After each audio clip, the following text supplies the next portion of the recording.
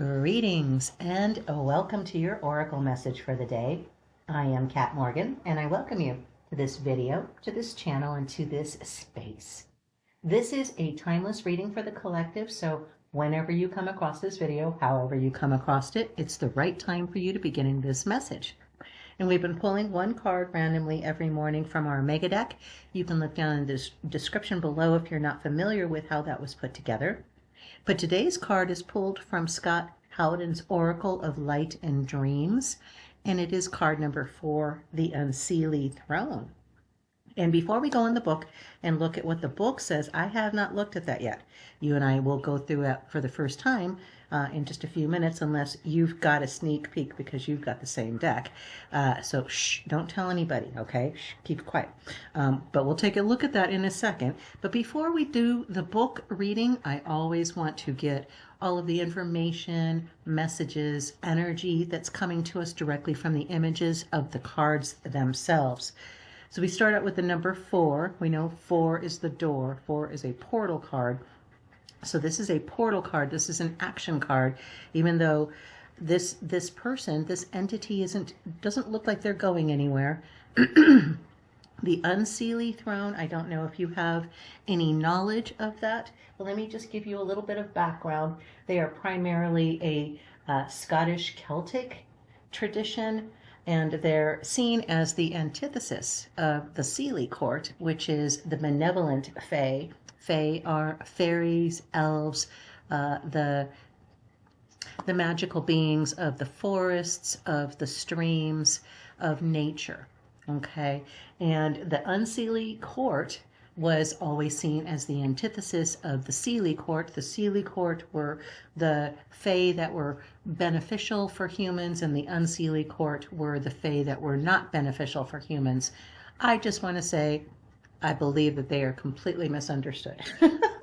There are so many times I have felt like I almost identify more with an Unseelie fae than a Seelie fae, and I think a lot of it has to do with just understanding our 3D reality.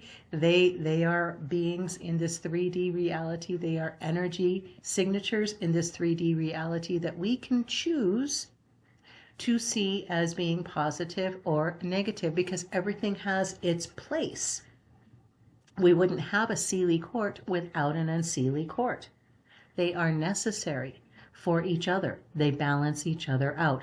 Just as you cannot have light without dark, you cannot have heads without tails on a coin. The Unseelie court has always been considered the darker aspect of magic. And so we just want to treat it with respect and honor, just as we would treat anything that we considered to be beneficial with respect and honor. It doesn't mean that we have to agree with doing things that are harmful or promote that kind of thing. And I don't really, this entity is not causing harm. So we need to stop looking at things and labeling them a certain way and assuming that because that's our definition, that that's what's going to follow. We can be wrong. We can be proven wrong. We can be proven wrong in both directions. We can look at a beneficial fae and say, oh, good, they're going to help me. And then whatever it is they do is not helpful. And we'll sit there and go, well, that's not like a Seelie. That's we're just putting our definitions, our labels onto things and expecting them to comply with our definitions and labels. And then we get pissed off when they don't. And that's that whole ego thing where we are identifying as the kind of person who sees this, who feels this, who believes this. And we have a choice. We always have a choice. We've been having that come up a lot in readings lately, where you have a choice of whether you are choosing to look for things that are going to cause more harm, or you're choosing to look for things that are going to cause more help, more benefit.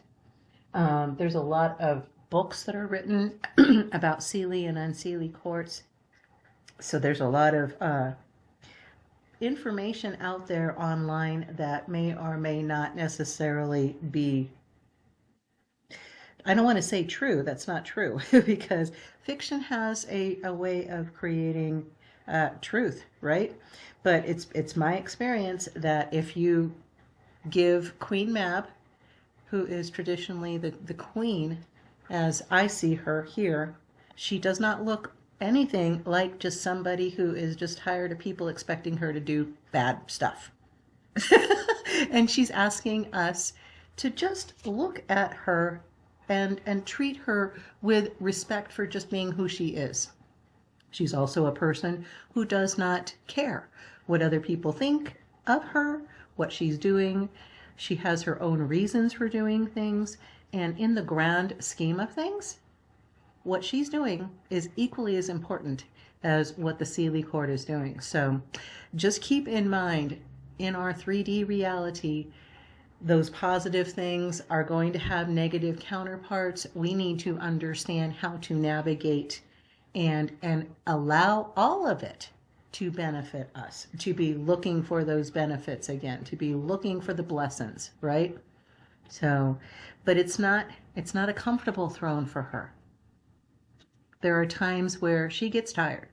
She gets tired of promoting this persona, and she just wants somebody to look at her as a real entity, a real consciousness that has value just in and of itself. But in its own way, that discomfort becomes a comfort. She's found her way to make herself comfortable in that throne, on that throne. Let's take a look at the book and find out what it says for us for our card for today. For card number 4, the Unseelie Throne, treasure and protect your loved ones. And our keywords for the day are protection, magic, wisdom, and strength. In an ethereal place between worlds, the queen sits upon the throne of tangled hawthorn. Her long emerald hair is held back by a golden crown of fairy antlers, and in one hand she grasps a twisted wooden staff. The yellow-red glow of the orb highlights the scene and casts the night in a glow of otherworldly radiance. She has a deep love and a sense of duty to all in her domain. She knows that their existence is precarious and heavily dependent upon her efforts. Using wisdom, cunning, and magic, she keeps her court hidden from dangers. Within the mist, her retinue of fairies drift unseen between the different realms. And our quote from the day is from G.K. Chesterton, and it says, "The true soldier fights not because he hates what is in front of him, but because he loves what is behind him." So we know that we don't have to fight like, cause people harm to prevent harm. We've learned now that we don't have to have that kind of experience in our lives all the time, but the same energy applies where we understand we want to defend and protect what is important to us. So what is important to you? What are you protecting? What are you defending? Are you maybe protecting and defending beliefs about yourself that no longer apply? That may have been beliefs and faith in something that is no longer in your life anymore, is no longer present, but you've still been holding on. Now's the time to consider what it is that you're defending and protecting, and make sure that it's those things that are of value to you, which should be just a few things, just a handful of things, enough on one hand, 5 fingers, 5 things: love, joy, peace, integrity, honesty. You can throw a 6th one and 7th, compassion and gratitude. But she is a strong person who does not make any excuses. She will defend what she believes to be those who are looking for her to defend them. And there are times we felt led, and we feel led to defend animals, for example, the planet as a whole, disadvantaged people in our communities.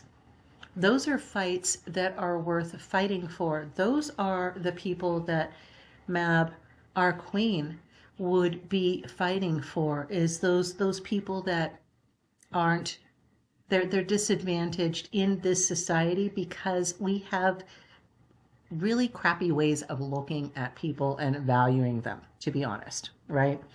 This is, our card is reminding us today, consider why you are holding somebody of value to you. Are you holding them of value because of definitions that no longer apply to both of you? Is it time to step up relationships that you have in your life and redefine those that are those beneficial relationships and those that are not so much beneficial? Maybe it's time to be looking at that type of thing as well. But primarily, like I said, it just got a very strong impression from her. She's not bowing. She's not willing to bow down. She never will. And that's why they can rely on her, because they know that she will continue to defend. She will continue to protect. She will continue to promote the benefits for those that she feels are under her guardianship. What is under your guardianship? What are you protecting? And is it worth, are they being valued by you in your protection, or are you just feeling sorry for them? There's things to be looking for in that type of thing as well. So this is a very strong card of changing our mindset. That portal is a emotional one, it's a mental one, and it's a spiritual one. Those 3 points that we need to identify what we are protecting and make sure that those things are worth our protection, and make sure they're not just things, because you can replace things. You just can't replace people. You can't replace those experiences. You can't, those are the things you cannot replace. You can always get more money, but you can't get more time. So really consider, what are you defending? Is it worth your energy and attention? And if not, release them so that you can be available for other things that do request your assistance. So also make sure that you are defending things that want to be defended, that are wanting you to help them. Sometimes we kind of step in and take over on things when somebody would have been perfectly capable of taking care of them on their own for themselves. That's not protecting, that's trying to control.